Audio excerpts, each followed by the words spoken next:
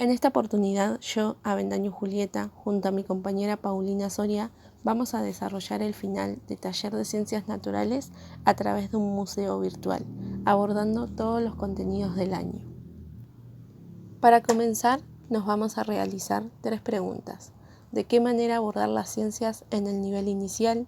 ¿Qué importancia tiene para los niños? ¿Y cómo puede el docente organizarse en las actividades científicas? Para comenzar, hablaremos de la importancia de la ciencia en los primeros años en la escolaridad. Se trata del conocimiento y la comprensión de los niños acerca de la física y la biología, y con eso ayudarlos a desarrollar de forma más efectiva sus hallazgos. Los ayuda a mejorar su comprensión por la vida y fomentar el respeto por las plantas y animales. Algunos objetivos son construir y favorecer ideas e intereses en los niños, incrementar la comprensión de los niños sobre su medio ambiente físico y biológico, estimular un pensamiento crítico, el respeto a las evidencias y el interés por el medio ambiente, desarrollar actitudes y acercamientos positivos para aprender y apoyar a los alumnos para que aprendan a aprender, proveer una base de aprendizaje futuro de la ciencia y los procesos científicos básicos que se usan para desarrollar y probar ideas son la observación, la formulación de preguntas, predicción, hipótesis, investigación, interpretación, comunicación y evaluación. El pensamiento científico en el nivel inicial por Melina Furman.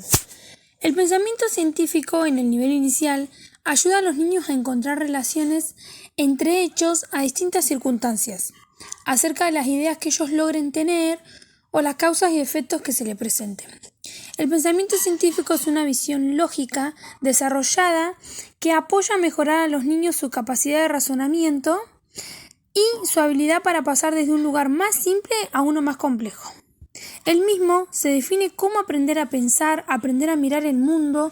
Todo esto tiene que ver con el desarrollo de una serie de capacidades de pensamientos asociadas a los modos de construcción de conocimientos de ciencias.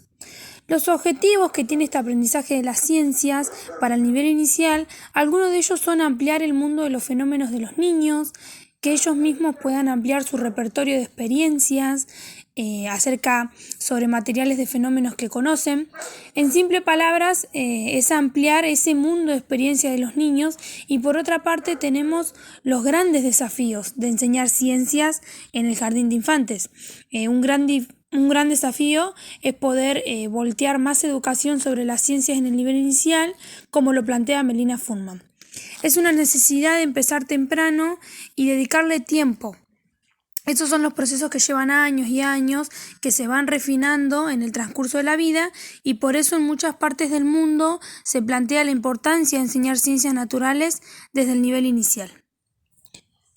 Para continuar, vamos a abordar un tema muy importante en el nivel inicial, que es el de materia. En el nivel inicial se busca que los alumnos conozcan y descubran en el mundo de las ciencias. Para comenzar, materia es todo lo que ocupa un lugar en el espacio. ¿Por qué? No sufre cambios, está compuesto por masa, peso y volumen.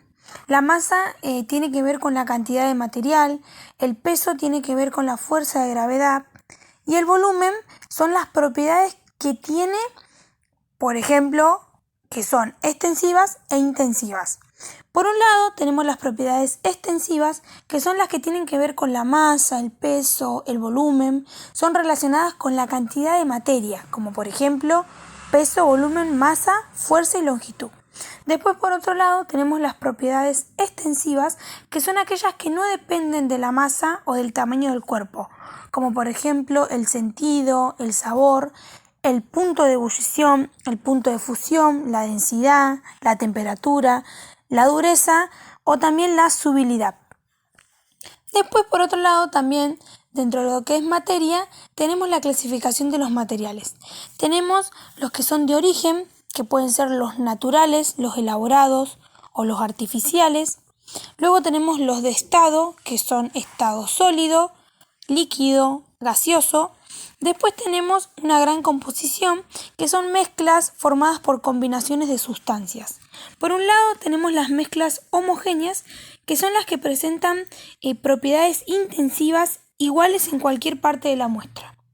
Tenemos también las que no se distinguen a simple vista, los diferentes componentes, son formadas por una sola fase.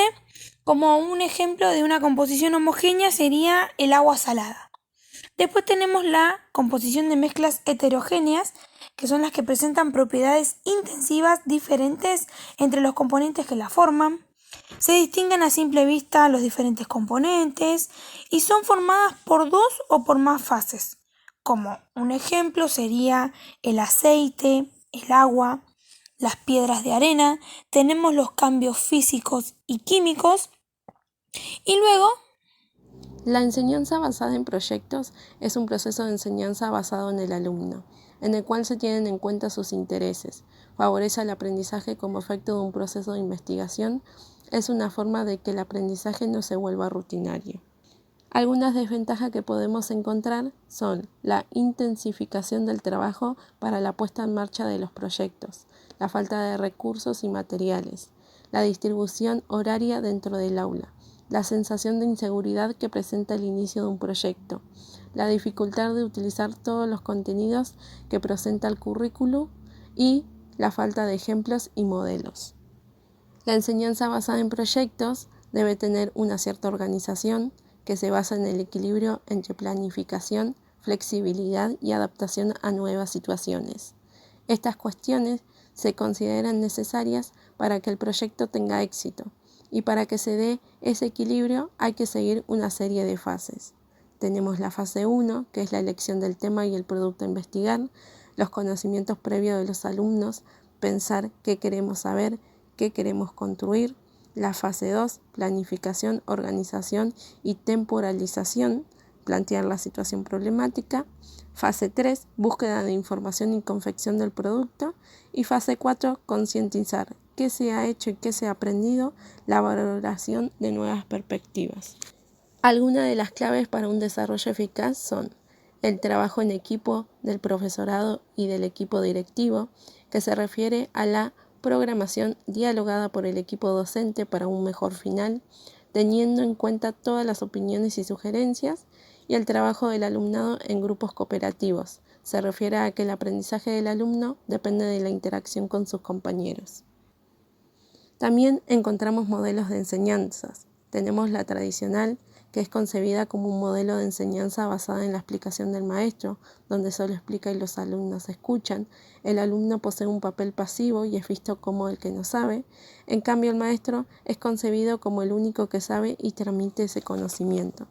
Luego tenemos la basada en proyectos, donde el alumno es el protagonista. La enseñanza se basa en el hacer, tiene como objetivo desarrollar la imaginación, la motivación hacia la búsqueda y así incorporar más fácilmente los conocimientos. Algunos autores como Ferrer, Algas y Martos, ellos decían que los proyectos no son una fórmula ni una metodología que se presenta a protocolos, sino que son un posicionamiento del maestro ante la vida y la escuela. para continuaremos con la huerta y comenzaremos con una pregunta problematizadora que dice así: ¿qué es la huerta y qué importancia tiene en el nivel inicial? La huerta es una forma natural y económica de producir alimentos sanos. Además, mantiene la fertilidad del suelo y un buen desarrollo alimenticio. ¿Cuál es su importancia? La importancia en el nivel inicial es que les brindará a los niños el espacio para que ellos puedan tener un contacto con el ambiente natural, para que ellos puedan observar la diversidad biológica, buscar explicaciones a fenómenos naturales. Después contamos con contenidos que pueden ser la valoración y respeto por los seres vivos, reconocer las características comunes y diferencias entre plantas, y también exploración de elegir diferentes objetos de materiales e ideas, brindando igualdad de oportunidades a los niños. Tenemos obviamente los propósitos docentes, que son incorporar conocimientos básicos del cuidado de la huerta, que la naturaleza propicie en ellos su capacidad para asombrarse y descubrir, que haya un trabajo colectivo, que ellos puedan desarrollar valores y aptitudes. Como así también tenemos las expectativas del estudiante, que es que ellos conozcan las diferentes etapas del crecimiento de las plantas, que colaboren con la conservación del ambiente, que comprendan la importancia de los factores que influyen en la huerta y muchos aspectos a tener en cuenta. Tenemos lo principal, que es qué necesitamos para el armado de una huerta. Necesitamos tierra, necesitamos abono, herramientas, necesitamos muchas semillas. ¿Qué podemos plantar? Podemos plantar frutas, verduras. Se puede plantar en macetas, en canteros, en suelos. Muchas veces, y lo más usado en el nivel inicial, son los almácigos, que son realizados con materiales reciclables, que permiten trabajar. El material reciclable permite trabajar la importancia de cuidar el medio ambiente. Después tenemos factores que los influyen, como lo son el sol, el agua y el tiempo. Bueno, mi nombre es Paulina Soria y mi experiencia al armar la huerta fue muy motivadora, me llamó mucho la atención, me incentivó a que siga, porque sinceramente yo nunca había hecho una huerta, nunca conocí ese proceso y fue muy rico, fue algo muy lindo, divertido. Tuve la ayuda de mi familia, porque hasta ellos sintieron emoción al poner las semillas. Ver cómo crecían los plantines era una locura, muy linda. Para comenzar, comencé plantando una o dos verduras como mucho. Usé vasitos de yogur, usé algunas macetas que me regaló mi mamá, usé maples de huevo, innové mucho. Con los maples de huevo, un ejemplo, planté alpiste, que es como que crecen como pastito bien derechito, y a los huevos con mi ahijado le pusimos caritas, como que el alpiste era el pelito del huevo, como que era una carita. Fue muy divertido, a él le llamó muchísimo la atención y también a su vez lo pude poner en práctica en mi trabajo y a los niños obviamente les fascinó. Después, al comenzar, planté solamente 2 o 3 verduras, como lo dije antes, y nada, a pasar el tiempo me fui emocionando más junto con mi pareja y terminamos plantando tomate, morrón, papa, cebolla. Fue una experiencia súper divertida y me encantó muchísimo. Para comenzar, mi nombre es Julieta Avendaño y contaré el proceso de mi huerta. Lo primero que comencé a plantar en un cajón de verdura fue acelga, perejil, cebollita de verdeo, un 15 de septiembre. Al pasar los días pude ver que comenzaron a crecer y darme cuenta que algo andaba mal con la acelga. Empecé a notar que mientras más crecía, los tallos eran finitos y se iban cayendo o crecía muy débilmente. Luego pude llegar a la conclusión que pudo ser por falta de sol o por profundidad de la semilla, ya que el cajón estaba ubicado en el patio, en donde por día le daba muy poco sol. Aún así, el perejil y la cebollita de verdeo siguieron creciendo, pero en poca cantidad, supongo que por los factores que influyeron. Más allá de todo, decidí seguir plantando a ver qué pasaba. Por ello, el 3 de octubre me decidí a plantar más cosas en otro cajón de verduras. Planté espinaca, rabanito, puerro, apio, un 7 de octubre. Luego comenzaron a brotar y también planté en macetas y en un bidón de agua acelga, rabanito y lechuga. Para esto cambié de lugar los cajones de verduras y las macetas donde había plantado, donde tengan más horas de sol, y empezaron a crecer con mucha rapidez.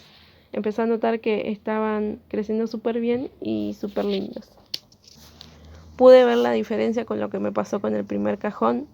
Tomaban de 5 a 6 horas aproximadamente de sol.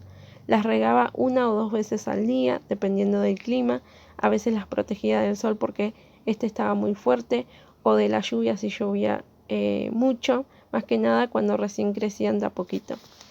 También realizamos un compost y pudimos ver los diferentes nutrientes que aporta a la tierra, y también pude asistir a algunas clases de compost y huerta, lo cual me ayudaron muchísimo en todo este proceso, ya que era la primera vez que realizaba una huerta y toda esta experiencia me gustó muchísimo.